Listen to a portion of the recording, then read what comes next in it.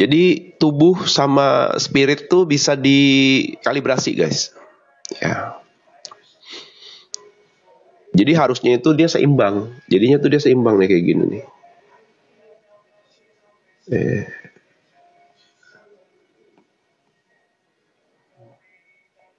Oh, di sini ada nih. Harusnya dia seimbang nih. Nah, ini harusnya seimbang, adanya di sini nih. Ini adanya di sini nih. Keseimbangan itu antara ranah batin sama lahiriah, fisik sama non fisik, harusnya seimbang. Nah, titik seimbang itu di sini nih.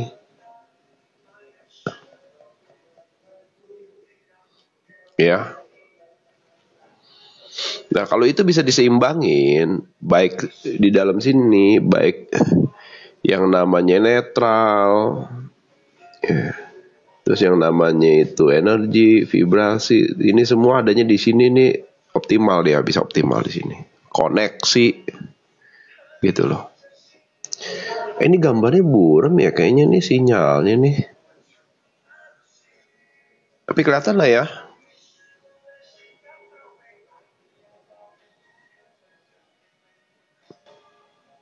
Sinyal, iya, kelihatan ya. Oke. Ya wes, mulai ya. Jadi program ulang diri, spiritual awakening, atau yang dikenal juga sebagai kebangkitan spiritual, itu adalah sebuah momentum unik, subjektif dan eksklusif. Jadi ini adalah sebuah momentum nih yang sebelum spiritual awakening itu aneh sebenarnya. Ini apa lagi nih? Hah? Gitu. Jadi dia ada proses masuk melihat diri itu di situ.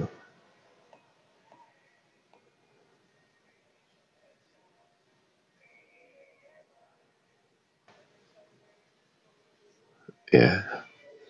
Ada proses masuk ke dalam diri.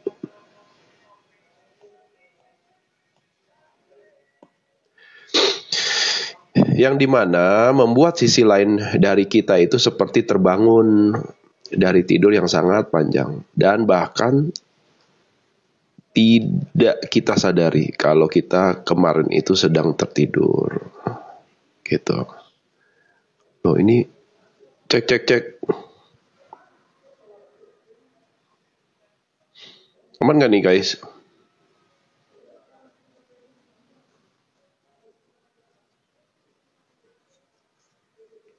Oh, kok hilang sinyalnya? Aman ya? Oh, aman. Oke. Nah, jadi sebelum spiritual awakening kita itu sebenarnya tertidur. Kenapa? Karena kita hanya mengetahui satu sisi aja, yaitu sisi fisik. Ini kita nggak pernah kenal, kita nggak pernah tahu, apalagi sadar kalau ada. Ya.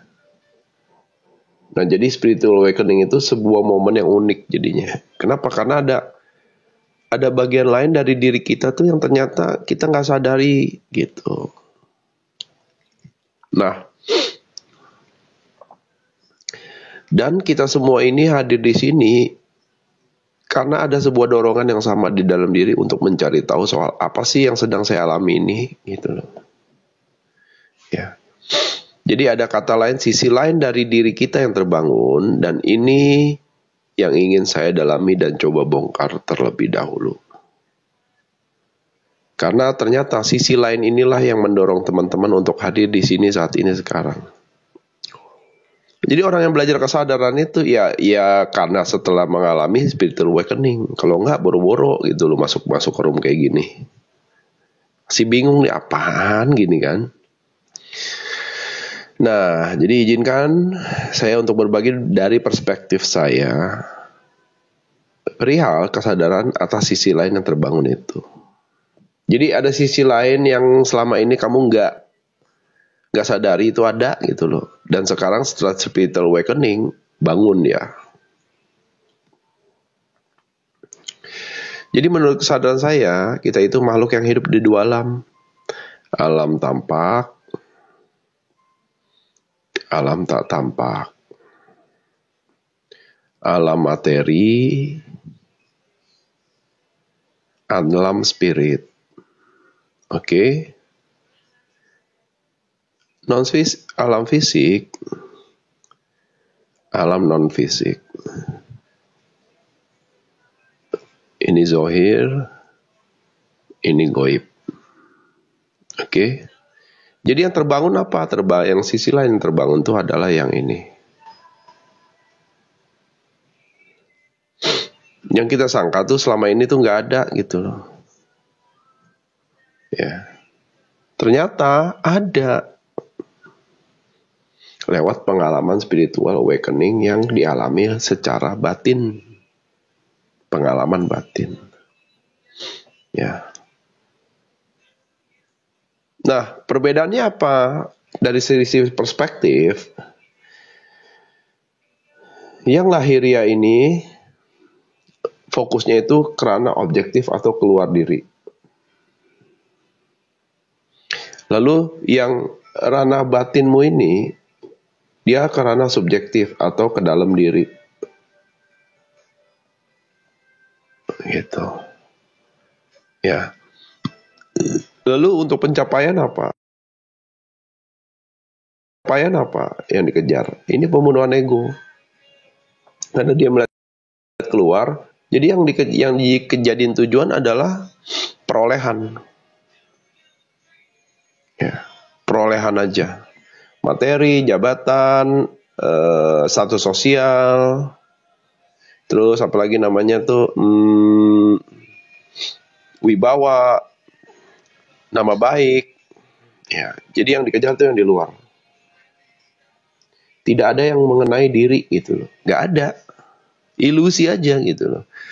Kalau saya nyenengin orang berarti saya orang baik. Ya belum tentu juga. Ya, karena pasti nanti ada orang yang melihat kita tuh, kamu tuh kurang baik gitu. Jadi pada saat dia melihat keluar itu, dan dia akan menjadi budak gitu atas keinginan dia untuk mengejar perolehan atau pemenuhan ego. Lalu bagaimana pencapaian di ranah batiniah itu? Yaitu kebermanfaatan. Ya. Jadi kalau teman-teman merasa terharu, ingin membantu, empati, melihat sebuah kebaikan itu kayaknya itu terpanggil, ranah inilah sebenarnya yang mengalami. Ya. Ranah spirit.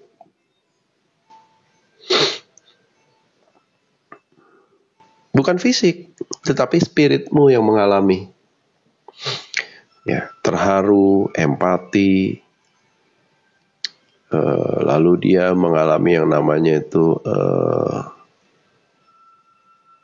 keinginan untuk berbagi, sedekah. Yang intinya adalah soal kebermanfaatan asasnya. Nah, lalu soal kebahagiaan gimana? Nah, kebahagiaan bagi sisi ranah fisik, kebahagiaan itu dari adanya di luar diri gitu loh. Adanya di luar diri. Jadi makanya tuh dia selalu mengejar perolehan untuk dilekatkan kepada diri. Apakah dia pasti bahagia? Ya belum tentu juga.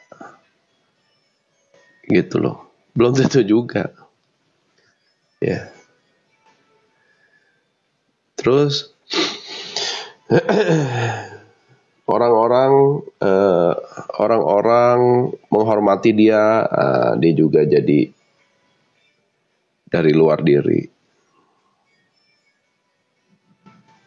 Tetapi kalau dari sisi batin gimana? Kebahagiaan itu adanya dari dalam.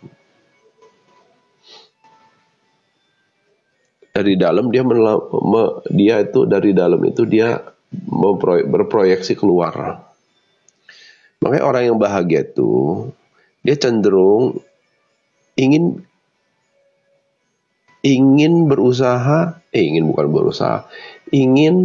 berbagi kebahagiaan itu. Gitu. Makanya dari dalam dia keluar. Ya. Lalu arah kehidupannya gimana? Kalau yang ini nggak pasti.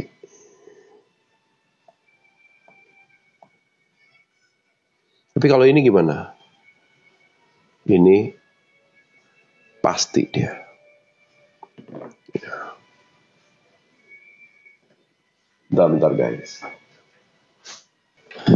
Kenapa dibilang nggak pasti? Ya coba aja kamu kerja 24 jam, duit dapetnya pasti nggak pasti. Tapi ranah batin yang terluka, pasti nggak mental ya, pasti. Gitu loh. Jadi hidupnya nggak pasti, matinya pasti gitu loh. Nah, ya.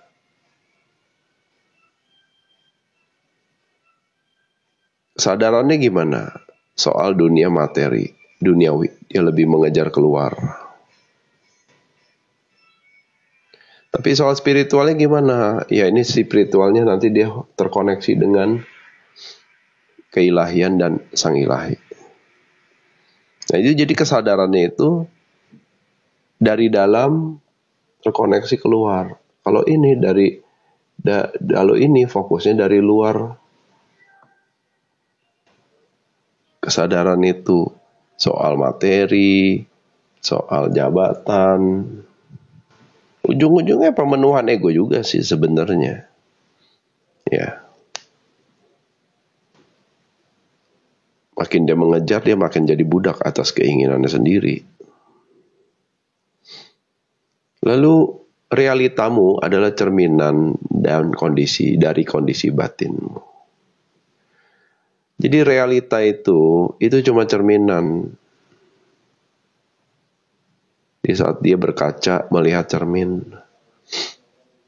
Realita eksternal yang kita alami sebenarnya ditentukan oleh kondisi batin kita. Apa yang kamu yakini menentukan apa yang kamu rasakan. Dan apa yang kamu rasakan pada akhirnya menentukan seperti apa realitamu. Ya. Makanya orang-orang yang kesadarannya rendah itu dia masih menarik kenegatifan. Tetapi orang yang sudah level kesadaran minimal di penerimaan atas realita ini, maka dia itu akan menarik keberlimpahan dan juga positif, hal-hal positif. Jadi semua bermula dari dalam batinmu gitu loh. Ya. Nah terus, jadi jika kamu melihat realitamu tidak menyenangkan, penuh penderitaan, serta masa depannya menakutkan, maka itu indikator kalau kondisi batinmu masih dominan di ranah kesadaran rendah atau force yang dominan mengakses energi ketakutan. Coba ngaca deh ke realitanya deh. Apakah sudah happy gitu loh sama realita kalian? Bentar aja ya coba berpikir. Apakah realitamu bisa kamu terima secara utuh?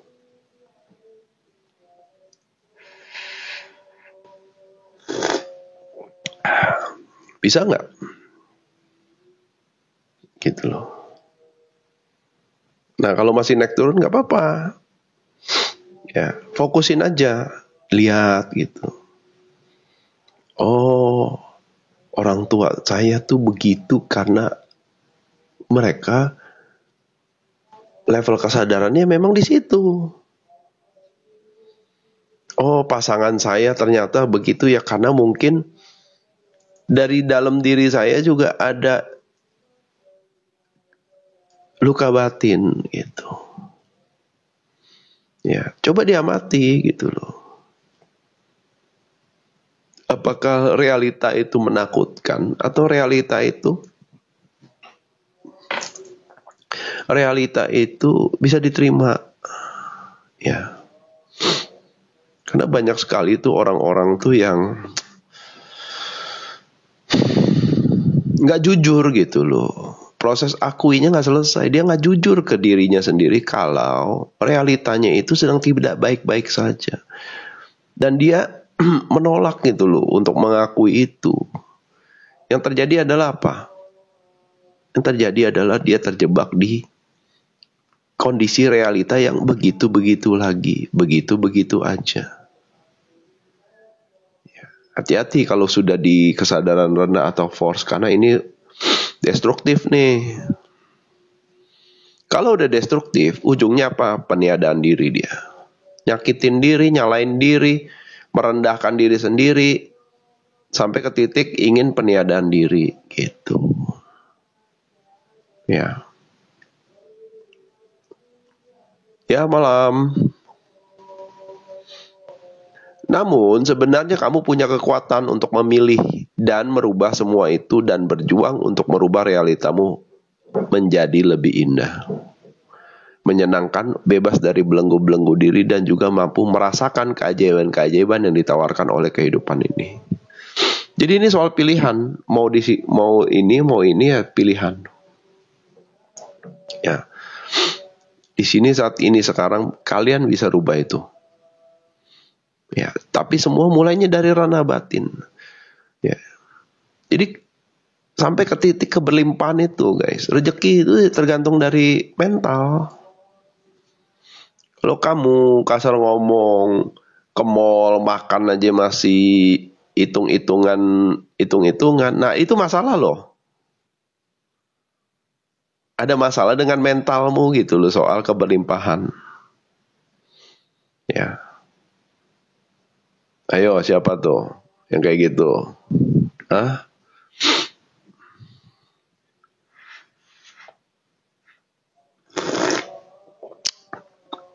Dulu Cohen tuh begitu. Ngirit. Nggak kayak juga. Aduh, kupret. Beneran guys. Ya. Beneran. Udah makan sampai ngirit. Ya kan. Tinggal ngirit. Apa ngirit. Jadi kerjanya cuma survive. Bertahan hidup aja gitu loh. Ya. Nah begitu udah paham. Ya walaupun belum kaya juga kalau mau makan, makan aja gitu loh. Nah, gitu keberlimpahan tuh mulainya dari mental. Ya. Bukan dari afirmasi, guys. Bukan dari visualisasi, bukan dari mental. Mentalnya dulu. Ya. Kalau misalnya ya lucu tuh orang ngajarin keberlimpahan. Tapi masih ngandelin duit dari jualan kelas. Lah iki piye itu?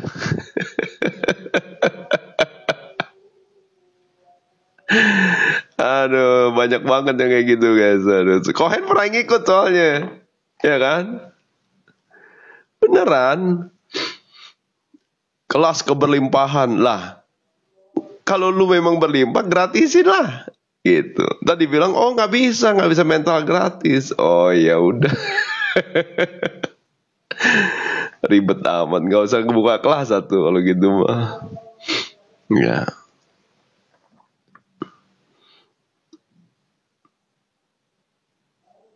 Ya wajar lah kalau jawabannya gitu kan. Ya namanya juga ini ya. Karena gini ya guys ya, sorry ya, saya ngomongnya gini, mungkin saya harus pertegas ya. Sekarang gini ya guys, sekarang gini. Kalau kamu anggap keberlimpahan itu bisa dimatematika secara yang namanya itu kesadaran. Iya saya paham ada pertukaran energi, bener. Ya, tetapi kan kalau dia sudah berlimpah, dia nggak bergantung sama jualan kelas gitu loh. Kenapa? Karena pengalaman orang beda-beda. Ya, pengalaman orang beda-beda. Jadi yang harus ditolak ukur itu adalah benang merahnya gitu loh. Bukan yang namanya ritualnya yang dia lakukan, bukan yang namanya kebiasaan yang dia lakukan, bukan yang namanya itu perjalanan yang dia lakukan, bukan. Tetapi ini adalah soal benang merahnya apa nih gitu loh, antara kamu dan saya, walaupun pengalaman kita beda gitu, maksud saya, paham nggak? Ya kan? Jadi kadang-kadang kita ini terlalu terpaku dengan kesuksesan orang yang dimana dia cuma jual perjalanan hidup dia aja gitu. Ilmunya ya kita yang disuruh peres gitu loh. Kamu peres aja sendiri gitu loh. Lah, iki piye toh? Nah, makanya waktu kita belajar sesuatu itu harusnya kan dikasih gambaran benang merahnya gitu. Kayak gini nih. Ini awakening, semua ngalamin awakening loh benang merahnya. Walaupun pengalamannya apapun itu bukan di sana esensinya. Paham nggak? Esensinya adalah kita ini makhluk spirit yang mengalami ini semua. Tetapi ada benang merah soal pengetahuan, kesadaran yang teman-teman ini bisa aplikasikan ke dalam diri gitu. Ya, kalau yang apa namanya kelas-kelas seperti itu biasanya tuh pengalaman dia sendiri, belum tentu bisa diaplikasikan kalau pada saat saya ngikutin pengalamannya atau pembelajarannya itu, karena dia nggak bahas soal benang merahnya. Dan begitu masuk ke ranah teknik atau metode, jatuhnya apa? Kalau nggak hipno, afirmasi, visualisasi, law of attraction lagi gitu, ya kan? Nah makanya tuh bagaimana nih Mbak menemukan benang merahnya itu gitu loh. Nah itu kan skillnya di situ ya. Diajak berpikir. Ya visualisasi kan artinya kan. Jadi nggak jauh-jauh dia menghipnosis diri itu memang ada tekniknya. Menghipnotis diri itu ada. Ya. Nah kalau belajar kesadaran kan benang merahnya ketemu tuh. Oh ternyata saya ini makhluk spiritual.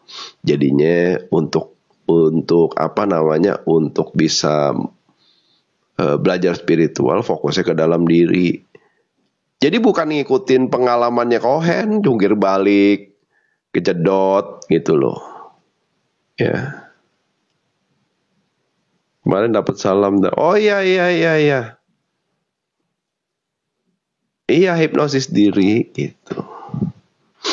Nah, jadi lupa dengan fakta.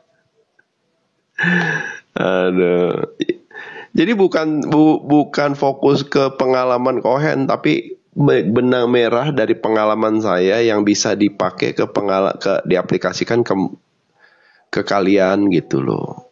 Nah, misalnya journaling itu kan benang merahnya di situ ketemu tuh. Saya journaling, kalian journaling, bisa temu pengalamannya apa. Subjektif kan? Ya.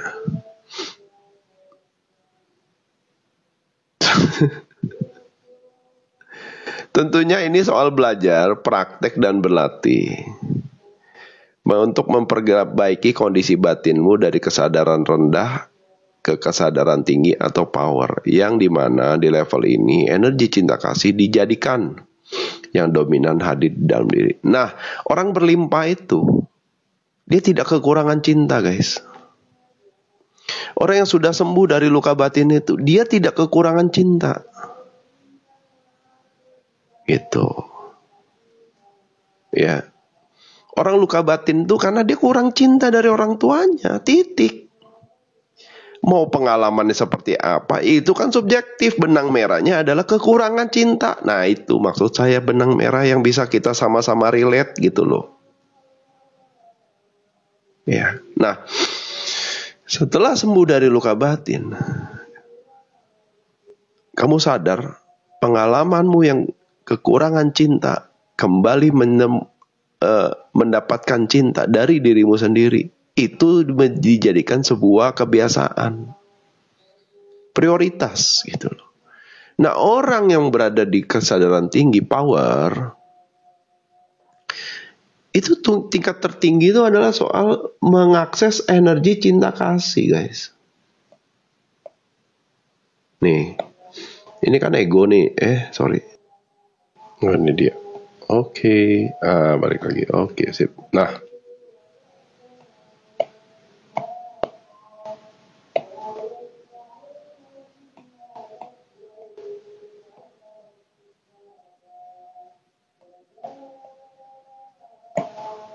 Nah, jadi orang level kesadarannya itu ada ego, pikiran, nah ini jiwa. Kalau masih ego, dia kekurangan cinta pasti. Nah, kalau dia di pikiran, dia mulai adaptif nih. Dia bisa penerimaan, dia bisa mulai belajar untuk memberikan cinta kepada si. Nah, kalau udah di ranah jiwa, dia udah paham soal self love dan juga unconditional love gitu, sukacita. Ya. Makanya di situ tuh nanti orang yang sudah berkesadaran dan sudah bisa memberikan cinta ke diri sendiri, ya, dia akan bisa membagikan energi cinta kasih itu keluar diri, jadinya asas kebermanfaatan. Ya. mulai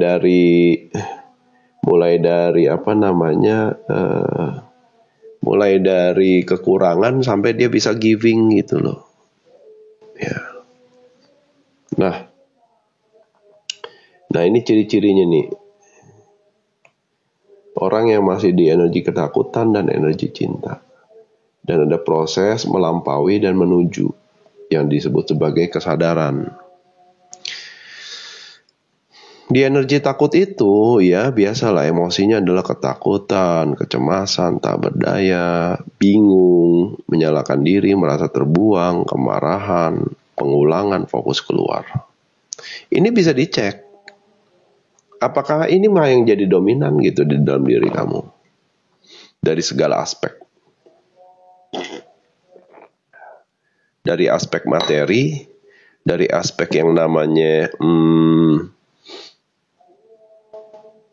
sosial, dari aspek keluarga, coba dicek. Ya. Apakah masih dominan energi-energi ketakutan, kesedihan, tak berdaya? Ya. Malam. Atau kamu sudah mulai mengakses energi cinta gitu. Penerimaan, bersyukur, berserah, kasih sayang, damai gitu kan. Penuh daya, bermanfaat, mengalir dan juga fokus ke diri sendiri. Nah, ini juga bisa dicek gitu loh. Masih di sini, masih di tengah-tengah atau masih di sini. Nah, kalau secara dimensi itu kalau secara dimensi ini 3, ini 4, ini 5.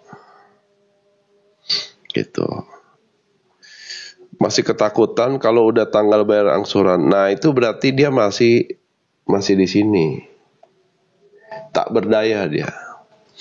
Jadi kalau kalau ngelihat tanggal jatuh tempo itu udah bergetar jiwanya tuh. Gitu loh. Cara ngeceknya gimana? Ya introspeksi aja, merenung gitu. Ya. Nah, jadi teman-teman bisa cek lewat yang namanya itu keseharian, kebiasaan. Ya.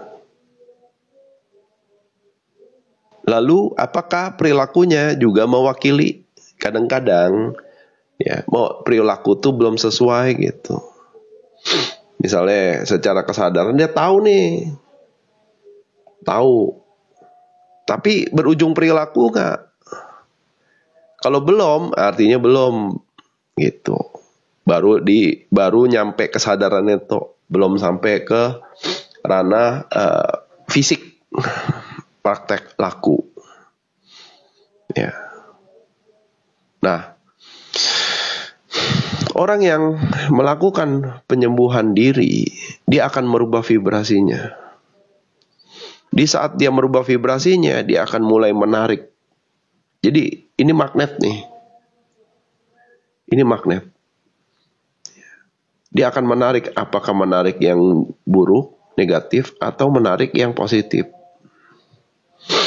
Nah, setelah dia merubah vibrasinya dari yang negatif menuju ke yang positif, di situ dia akan masuk ke frekuensi yang positif dan dia akan menarik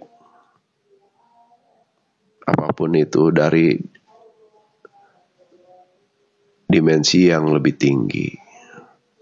Apakah itu keberlimpahan, apakah itu harmonis dengan pasangan, apakah itu soal pekerjaan. Jadi nariknya dari frekuensi yang lebih tinggi. Kenapa? Karena vibrasi yang positif dia akan membawa ke kesadaran yang lebih tinggi lagi levelnya. Ya. Nah, lalu soal healing proses gitu loh. Pertama dari tidak nyaman, masuk ke penerimaan, baru pertumbuhan. Ya. Jadi ingat ya. Nah, jadi kalau teman-teman kesehariannya masih kadang di sini, nanti pindah ke sini, balik lagi ke sini, coba di journaling. Ya. Diakui dulu, oh iya nih saya masih suka ketakutan, masih suka cemas. Nah itu dicek tuh, dibongkar lagi, dibedah lagi. Kenapa kok saya masih suka takut? Kenapa saya masih suka cemas gitu? Itu bisa dicek lewat journaling. Nanti kelihatan tuh pas journaling tuh. Oh dulu, saya takut tuh karena saya tuh misalnya tuh masih ada yang namanya itu bergantung sama orang misalnya. Ya. Nah, itu juga bisa nanti ketahuan semua. Iya, pas journaling nanti keluar semua dia. Gitu loh. Baru dikoreksi. Nah, jadi sadarilah kalau masalah-masalah kita adalah sebuah sinyal. Ya. Jadi masalah itu sebenarnya petunjuk. Trigger itu sama dengan petunjuk. Sebuah sinyal dan juga kesempatan untuk kita bisa menyadari, menyembuhkan, dan yang terpenting agar jiwa kita ini bisa bertumbuh. Jadi begitu menerima sinyal atau trigger itu coba di follow up gitu, disadari gitu. Apa yang harus dikoreksi?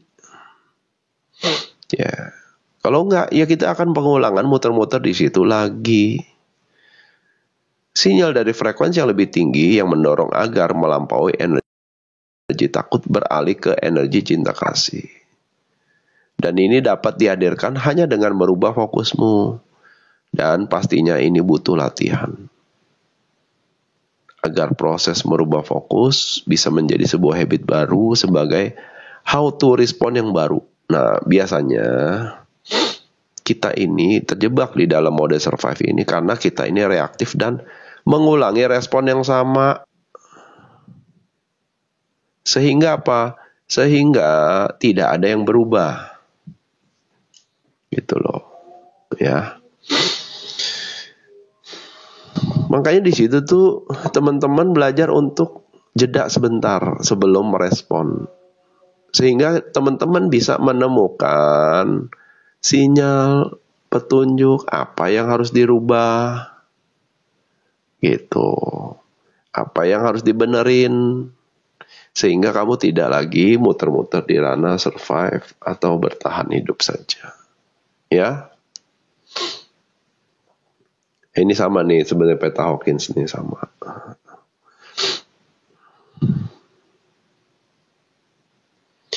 Dan berikut beberapa tips bagi yang bisa saya bagikan, yang dimana ini semua adalah proses yang saya jalani pada awal berproses untuk melampaui energi takut masuk ke energi cinta. Ya. Jadi ini dulu Cohen lakukan dulu. Ya teman-teman coba apa yang bisa diaplikasikan gitu loh. Oke. Yang pertama, belajar diam, tenang, dan hening.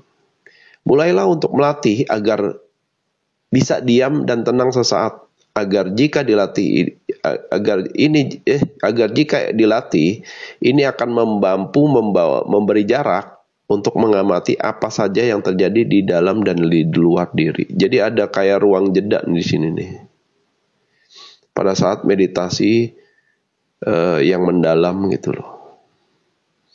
Sehingga untuk ranah visualisasi, sensasi, pikiran, perasaan, tubuh dan emosi, dia nggak bisa masuk mengganggu. Nah, di sini nih, nggak bisa masuk ya. Nah, itu keheningannya di situ tuh. Bisa nggak dilatih? Oh, sangat bisa. Kalau ini bisa dilatih di sini, di meditatif ini bisa dibawa keluar pada saat tidak bermeditasi. Nah, Kohen ini waktu latihan meditatif tuh belajarnya di mana? Di keramaian, di pasar, di mall gitu loh. Melatih ini. Gitu. Bisa, sangat bisa. Kalau latihan. Yang kedua adalah apa? Belajar amati. Ya. Apa saja sih pikiran, perasaan, dan emosi yang sering dominan tuh. Jadi mengamati apa saja pikiran, perasaan, emosi atau manas yang sering dominan hadir dalam keseharian, dan amati juga bagaimana cara kita merespon dan juga kebiasaan kita dalam bereaksi terhadap seseorang maupun sebuah peristiwa yang men-trigger emosi yang biasa muncul itu apa. Ini bisa dilakukan lewat cara introspeksi diri, merenung, dan meditasi. Ya. Jadi pertama belajar diam, tenang, hening. Yang kedua belajar amati. Karena kalau teman-teman, bentar ya guys, verifikasi.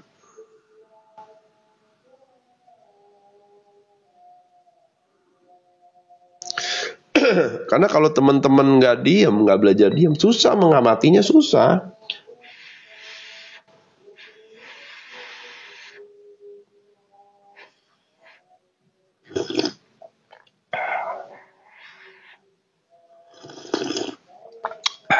Belajar mengamatinya susah kalau nggak belajar diam atau tenang atau hening. Ya, pasti ya antara pikiran, antara perasaan atau emosinya akan mengganggu terus. Ya, itu yang kedua. Yang ketiga apa? Yang ketiga itu adalah ya belajar journaling gitu loh, dicatat. Mulai menulis atau mencoba mendeskripsikan hasil pengamatanmu pada saat diam dan tenang. Emosi apa saja yang hadir di ranah batin pada saat ada sebuah event atau peristiwa yang hadir. Tulis secara jujur dan spontan tanpa harus disimpulkan terlebih dahulu. Ya. Tulis saja padanya. Tulis. Ya. Apa sih yang ke-trigger gitu. Kok saya ke-trigger gitu. Kok saya kayaknya emosi gitu. Tulis. Biar kamu kenal gitu loh dengan emosi apa sih yang harus diberesin. Nomor satu apa? Nomor satu ini belajar diem, tenang, dan hening. Meditatif sebenarnya, melatih meditasi. Oke, lalu yang keempat apa? Belajar membaca dan menganalisa untuk mengungkap. Jadi udah diem, lalu dia ngamatin. Ya, dicatat atau diingat dulu. Yang keempat adalah belajar membaca dan menganalisa dan untuk mengungkap. Nah, kalau teman-teman muslim ini nih namanya iqra nih. Tapi iqra tuh nggak bisa kalau teman-teman nggak diem. Iqra tuh nggak bisa kalau teman-teman nggak latihan ngamatin. Ya. Karena jika ditelaah secara mendalam, semua data dan informasi dari hasil mengamati dan mencatat di atas akan mampu menemukan pesan khusus yang tersirat di belakang sebuah peristiwa. Yang dimana pesan khusus ini tujuannya cuma satu sih sebenarnya. Sebagai bekal bagi pertumbuhan jiwa kita. Nggak ada yang lain. Ya, muhasabah betul. Ya. Jadi belajar untuk tenang, hening, mengamati, nah baru mengungkap gitu loh. Sebenarnya apa sih pembelajarannya, makna di belakang peristiwa itu, ya. Nah itu kenapa teman-teman tuh harus memahami proses Iqra itu, karena di proses Iqra tuh kita diperjalankan untuk menggunakan akal, ya. Kenapa? Karena untuk memerah sebuah makna itu kita harus pakai akal, nggak bisa pakai pikiran. Kalau pikiran balik lagi nanti ke benar salah baik, dualitas lagi, capek. Yang kelima itu apa? Praktek. Dengan praktek kita sebenarnya sedang berusaha untuk menindaklanjuti apa yang sudah didapat dari tips 1-4 di atas. Karena ini semua soal merubah habit yang nanti akan menjadi pola baru, yang dimana habit dan pola baru itu akan mampu merubah program di dalam diri. Jadi ilmu pengetahuan secanggih apapun nggak akan berguna kalau nggak dipraktekin. Ya. Jadi jangan ngumpulin ilmu deh, tapi praktek ilmunya. Screenshotnya banyak, ya. Nontonnya juga banyak, nonton YouTube. Muter-muter bolak-balik, nyatetnya juga banyak. Tapi yang dipraktekin belum kok. Ya iki makanya nggak berubah-berubah realitanya. Gitu.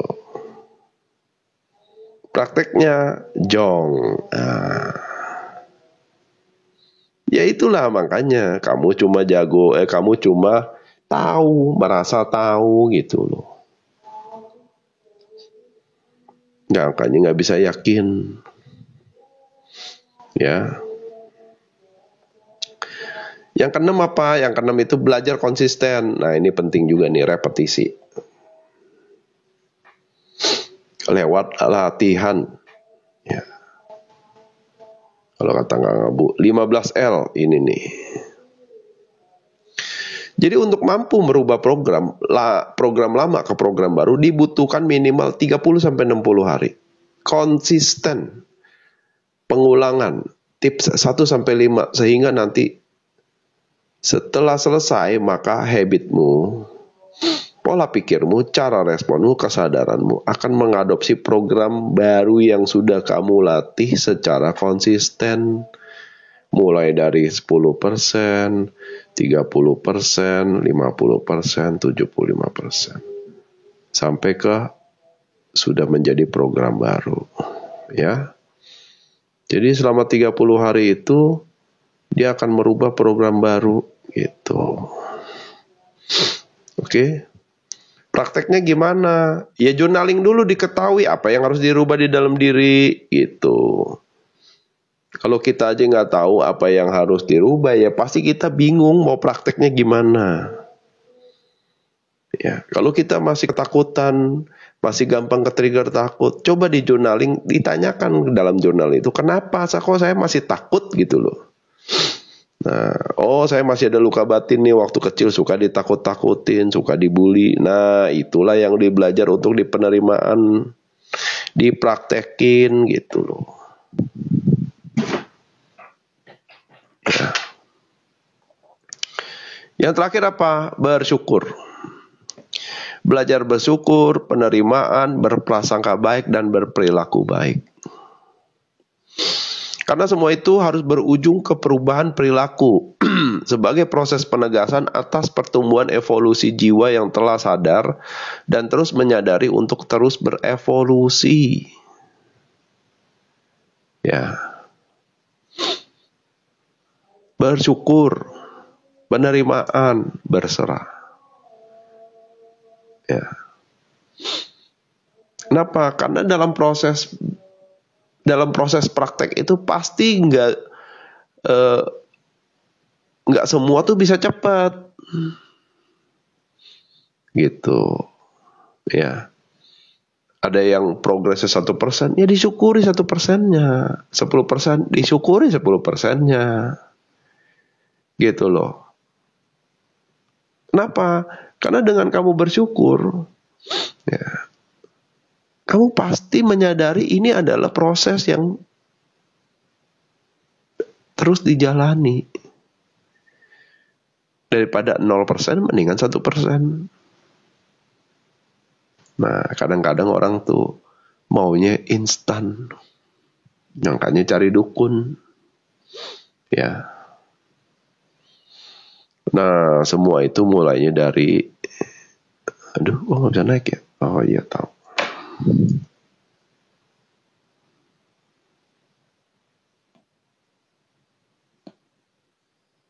Nah, semua itu mulainya dari sadar diri. Eksplorasi diri lewat journaling, mengamati pengertian diri lewat yang namanya itu konfirmasi ke dalam diri. Baru ke cinta ke diri sendiri, transformasi yang terakhir adalah berdaulat atas dirimu sendiri. Nah, ini gambar apa nih? Ini adalah gambar cahaya ilahi yang tidak bisa masuk di saat kamu terjebak di dalam program-program yang tidak menguntungkan dirimu dalam realita. Sampai-sampai jiwamu itu tertutup oleh ego. Luka batin, ya, mental block, belief system yang salah, prinsip-prinsip hidup yang udah gak sesuai, dogma, doktrin, ya ini akan menciptakan hijab. Nah, hijab ini nih yang bikin sinar cahaya ilahi itu gak bisa masuk gitu loh. Ya. Nah, di saat dia mulai berlatih, berproses, lewat 1-7 tadi, pelan-pelan nih, dia bisa penerimaan. Nah, ini yang udah bisa diterima nih udah dilepas. Ya, dilepas tuh, penerimaan itu dilepas. Ya, sampai dia menyadari, nah ini berproses, mau 1%, mau 3%, mau 10%, mau 20% disyukuri. Istiqomah gitu loh. Kopi aman kalau kopi mah Om Bimo. Nah, yang terakhir tuh dia ini cahaya di dalam diri itu sudah bisa terkoneksi dengan cahaya sang sumber. Nah, pada saat itu disitulah cahaya ilahi itu akan meliputi. Terus hijabnya kemana? Hijabnya udah nguap. Nah, yang terakhir adalah baru dia bisa bermanfaat. Dia bisa memancarkan cahayanya sendiri untuk berbagi cahaya. Makanya dibilang light worker. Gitu loh. Ngerti nggak? Ya. Jadi yang hadir tuh udah bukan dirinya yang fisik lagi, tetapi yang hadir adalah spiritnya, keilahiannya yang hadir, yang menjadi perwakilan dari sang ilahi, gitu. Oke? Nah, di situ mulailah dia tuh berdaulat atas dirinya sendiri. Oke?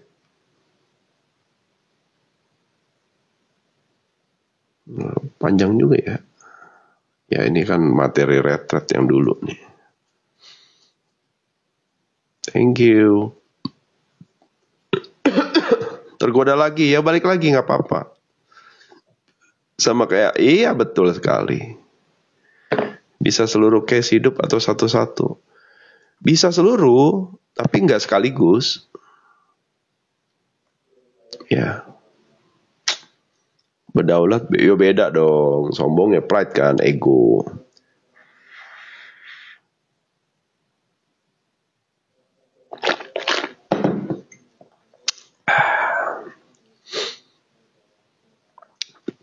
Ya sama-sama. Yang mau naik request ya. Ya. 1-7 praktek ya. Ya aduh. Elaborasinya bisa sekaligus. Mappingnya satu-satu. Iya benar.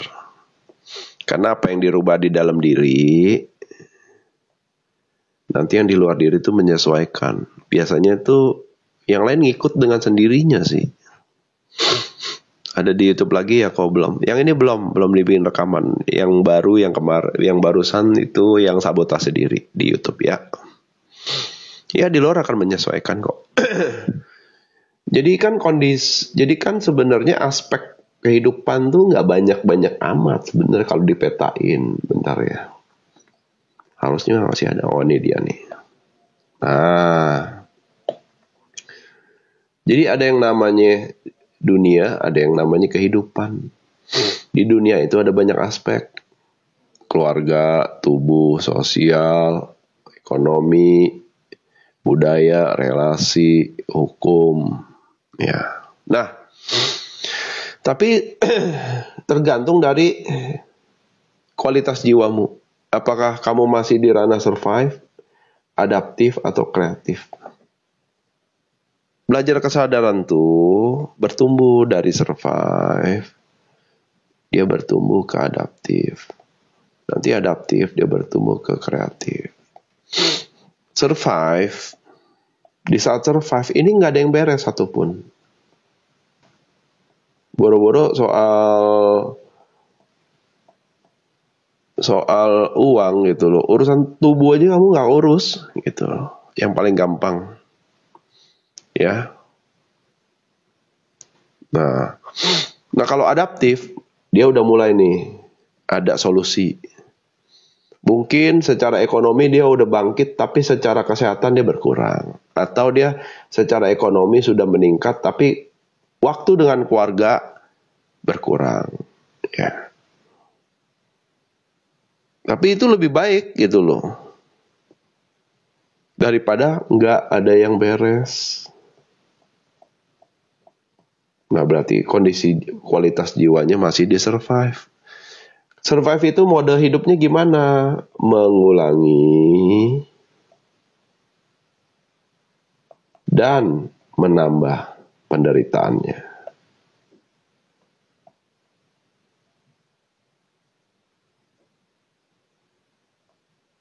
Kayak apa? Kayak orang yang kejebak pinjol. Gali lubang, tutup lubang, gali lubang, tutup lubang. Ujung-ujungnya bunganya gede. Nah ini nih. Survive dia. Mengulangi dan menambah. Ya.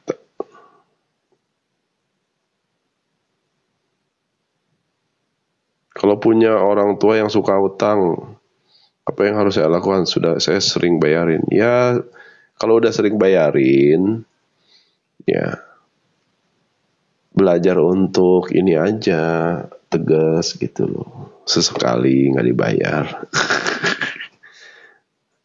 Ya. Supaya apa? Supaya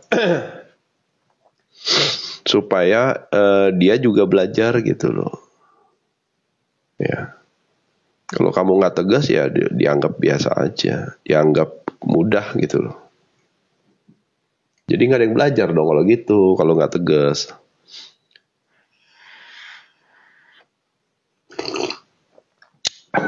Ya. Oke, kalau ada yang mau naik ya. Kalau yang mau nanya silakan. Ya. Ya kalau nggak tega ya udah kamu kamulah jadi korban ketidaktegaan dia gitu loh. Mau orang tua juga salah ya salah, bener ya salah, bener ya bener gitu. Yang penting gini deh, kalau kamu nggak bisa tegas, nggak usah komplain, simple, ya, oke? Nggak usah komplain gitu loh, ya karena kamu nggak tegas ke dirimu sendiri gitu, ya.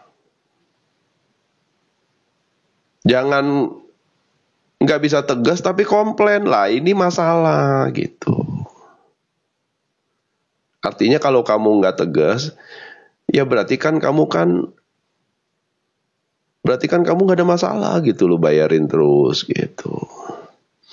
Setelah spiritual awakening apa kundalini ya nggak, belum tentu. Ya. Tegas tuh maksud saya adalah tegas yang memberikan yang namanya itu pembelajaran gitu. Ya. Bukan tegas sadis punya, bukan, tapi yang memberikan pembelajaran. Karena kalau nggak begitu dia nggak belajar juga ntar orang tuamu. Ya kamu yang bonyok gitu.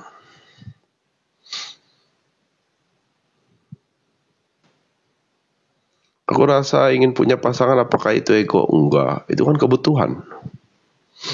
Ego lebih ke keinginan. Ya, jadi ego tuh keinginan. Kalau kebutuhan ya itu wajar lah. Basic kan. Kayak saya butuh makan, tapi keinginan saya ingin makan tuh yang enak-enak terus. Nah, beda ya. Butuh makan sama butuh makan enak gitu loh. Nah, bedain kebutuhan dan keinginan.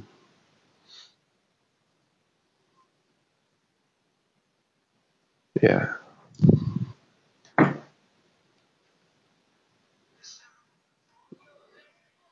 Yang mau naik request ya.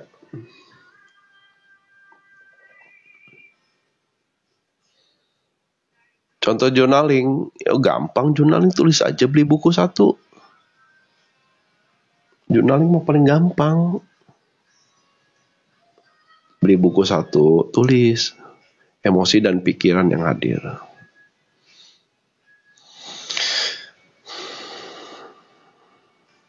Cara biar kebangkitan kundalini maksudnya segera selesai. Emang kamu udah kebangkitan kundalini maksudnya? Atau merasa kundalininya bangkit gitu loh. Saya sering diare, kenapa ya? Oh, coba dicek makannya makan apa.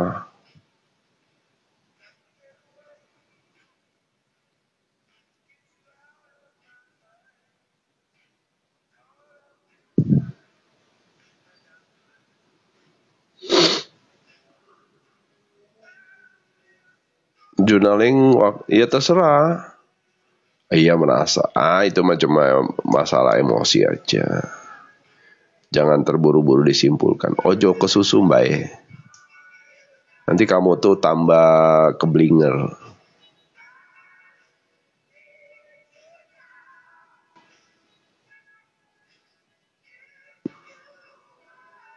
Kalau meditasi sering ketiduran, ya pagi hari pas bangun. Ya, kan udah tidur. Masa tidur lagi kalau pagi hari?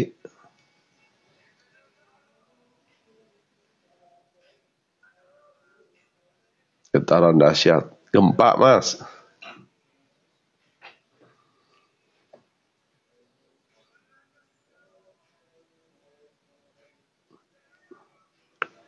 Iya, slowly but sure mendingan, aman. Pengen punya abundance mentality, sedekah. Top up koin kirim ke saya. Itu mental abundance itu. Setuju nggak? Baik teh.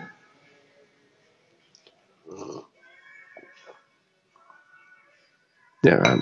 Loh, bukan bisa aja, bener, mulainya dari situ. Beneran. Gitu. Jangan pengen punya aja tapi nggak ada praktek. Like piye toh?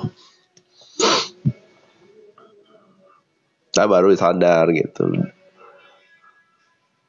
Tapi kalau belum mampu gimana? Loh, kalau belum mampu, ya sedekah tuh jangan dibatasin lewat materi. Senyum udah sedekah, gitu loh. Doa sedekah, tenaga sedekah, asal ikhlas gitu aja. Ilmu juga sedekah. Jadi jangan pakai kacamatanya sempit cuma materi toh, enggak lah. Ya, ya tap-tap juga sedekah kok.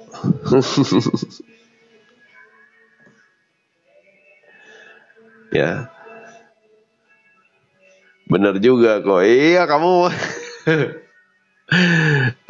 kamu mainnya kemana emangnya lo? Ya mulai aja dari yang bisa itu loh. Hitung-hitung bantu diri sendiri lah.